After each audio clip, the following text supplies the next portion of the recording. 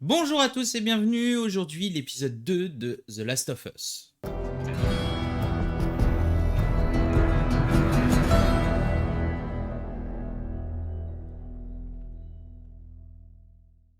HBO a toujours été connu pour faire de très bonnes séries, que ça soit avant ou maintenant. Ils ont toujours réussi ce qu'ils ont fait, la plupart du temps, mais là pour moi j'ai l'impression que c'est beaucoup trop simple en fait pour eux. Ils ont juste repris le script du jeu et vas-y on défile. Alors, est-ce que ça en fait une bonne adaptation? Parce que je pense que HBO, c'est leur première adaptation de jeu vidéo. Suite à cette série qui est The Last of Us, je pense qu'il va y avoir une sorte de standard qui va être imposé par HBO, qui est on ne touche pas à l'œuvre originale, à part quelques détails. Par exemple, dans l'épisode 2 que l'on a eu ici, on en apprend un peu plus sur le virus, plutôt de manière plus rapide que dans le jeu vidéo. Il y a deux trois éléments qui changent. Par exemple, au Capitole, Tess, Joël et Ellie se font attaquer par des infectés, alors que normalement, c'est des membres de la Fedra. Il y a deux, trois petites choses qui changent, mais au final, on garde comment dire, la grande ligne. Alors, l'épisode 2 a été un épisode pour moi qui, il a avancé. En fait, il y a quelque chose où ils sont très forts dans ça, c'est que même si on a avancé que de très peu en termes de temps, on a avancé dans l'histoire. J'ai l'impression, ils arrivent à la fin de l'épisode à dire voilà, on a bouclé tel pan de l'histoire, on va attaquer un autre pan de l'histoire. Le premier épisode était centré sur le début de l'histoire. Le deuxième, et on nous annonce, voilà, il faut amener Ellie au Capitole à des membres des Lucioles pour qu'elle puisse être escortée après ailleurs. Dans cet épisode 2, à la fin, Ellie est amenée au Capitole. Il y a bien évidemment le plot twist où en fait les Lucioles se sont fait tuer par des infectés. Des membres de la Fedra arrivent et Ellie doit être amenée ailleurs sous les ordres de Tess. Alors deux choses qui ont été importantes pour moi dans cet épisode, c'est l'apparition d'une des premiers claqueurs, ou clickers en anglais comme vous voulez, les claqueurs qui sont cette espèce d'infectés un peu mutante, des infectés de base, qui ne réagissent qu'au son. Ils sont bien faits pour ma part, même si personnellement j'ai eu plus peur quand j'ai joué au jeu que là quand j'ai regardé. Alors comme je dis, je pense que ceux qui ont joué au jeu ne seront jamais surpris. Voilà. Nous, joueurs de The Last of Us, on ne sera jamais surpris, que ce soit par l'histoire ou que ce soit par les monstres. Parce que s'ils reprennent à chaque fois quasiment les mêmes décors, les mêmes plans de caméra, parce que ça a été, disons-le, ça a été réalisé, cet épisode-là a été réalisé par l'un des producteurs du jeu, qui est Neil Druckmann. J'ai un avis totalement personnel sur Neil Druckmann, qui est un peu pour moi une sorte de Hideo Kojima. Alors dans le jeu vidéo, c'est des gens qui ont beaucoup d'ego et qui se mettent énormément en avant, et je trouve que c'est un peu malsain, mais bref, c'est pas le sujet. Mais il a réalisé cet épisode-là, et on voit qu'il a bien réalisé cet épisode comme si il réalisait en fait le jeu.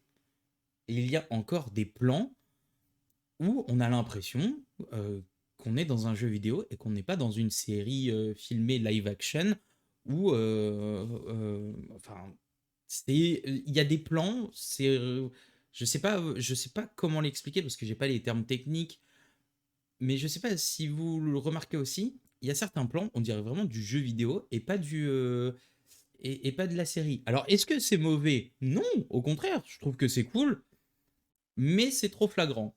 Après, bref, c'est pas non plus un mauvais point. Et la deuxième chose aussi, là où on voit que c'est quelqu'un qui est dans le jeu vidéo qui le fait et qui fait toute la partie aussi scénarii, c'est que on a des moments où on voit Joël et Tess qui fouillent dans des caisses, un peu comme quand on joue et qu'on cherche des objets, qu'on cherche du loot pour s'équiper, pour se combattre. Alors, pareil, c'est pas un mauvais point, mais c'est trop flagrant. Voilà, j'aimerais quelque chose d'un petit peu plus subtil. Je pense que c'est faisable, mais c'est pas un point noir, c'est pas un mauvais point. Et la deuxième chose, c'est la mort de Tess. Alors avec son fabuleux baiser romantique avec un infecté. D'ailleurs, je n'ai pas compris pourquoi ça avait été fait comme ça. Mais donc la mort de Tess intervient dans le Capitole où elle se sacrifie pour ralentir la horde d'infectés qui allait les pourchasser et qui allait pourchasser Joël et Ellie. Et avant de mourir, elle dit bien à Joël amène Ellie chez Bill et Frank, ou Billy et Frank, non Bill, oh je sais plus, ouais c'est Bill et Frank. Donc voilà, donc nous joueurs on sait ce qui va se passer après. J'espère peut-être que ça va un peu différencier, même si je trouve que la scène est plutôt cool.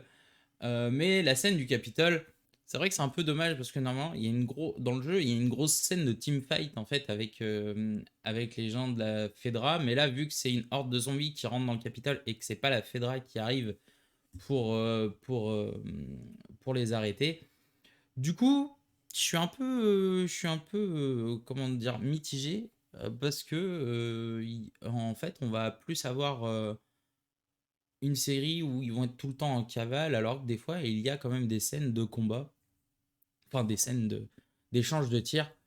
J'espère que ça va pas non plus trop changer, même si c'est comment dire, une vision et une liberté reste très acceptable et même qui est compréhensif, parce que sinon, bah, ça mettrait encore plus l'aspect jeu vidéo et moins l'aspect série en avant. Bref, bah, pour dire que bah, cet épisode 2 était très bon. J'attends la suite, voir comment ça va se dérouler.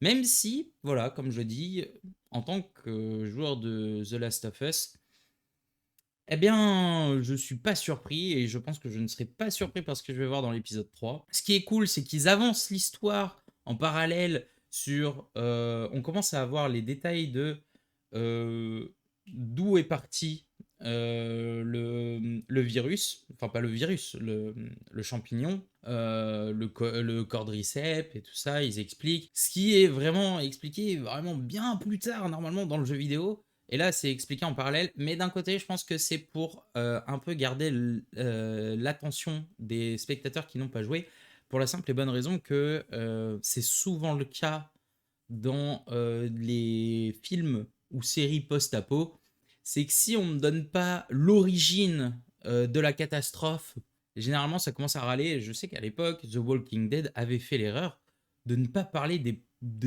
premiers patients, enfin du patient zéro ou même de l'origine des infectés, des zombies. Et ça avait fait un peu un tollé en disant oui, bon, c'est cool, l'histoire avance, mais on voudrait savoir comment ça a pu dévaster toute la Terre. Et là, on commence à avoir des premiers éléments, voilà, avec le champignon qui est parti de Jakarta, ou d'ailleurs l'actrice qui joue la biologiste là,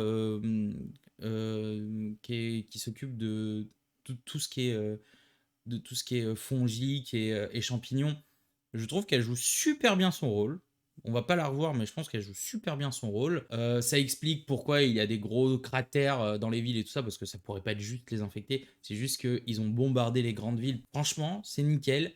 HBO sont en train de mettre une claque à tout le monde en termes d'adaptation de jeux vidéo. Et ça fait plaisir parce que si HBO commence à mettre des standards d'adaptation de jeux vidéo à ce niveau-là, tout ce qui est Netflix et autres, va falloir qu'ils se réveillent parce que ils font de la merde pour l'instant et nous, on veut quelque chose qui soit assez proche de l'œuvre originale.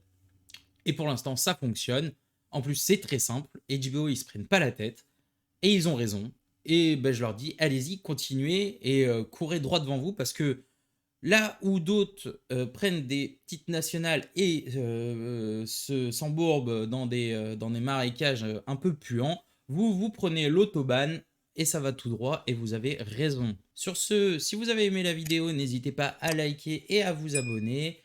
N'hésitez pas à mettre un petit commentaire pour me dire ce que vous avez pensé de l'épisode 2, savoir si vous avez joué à The Last of Us ou si vous n'y avez pas joué et que vous découvrez avec la série. Je vous dis à la prochaine. Tchuss.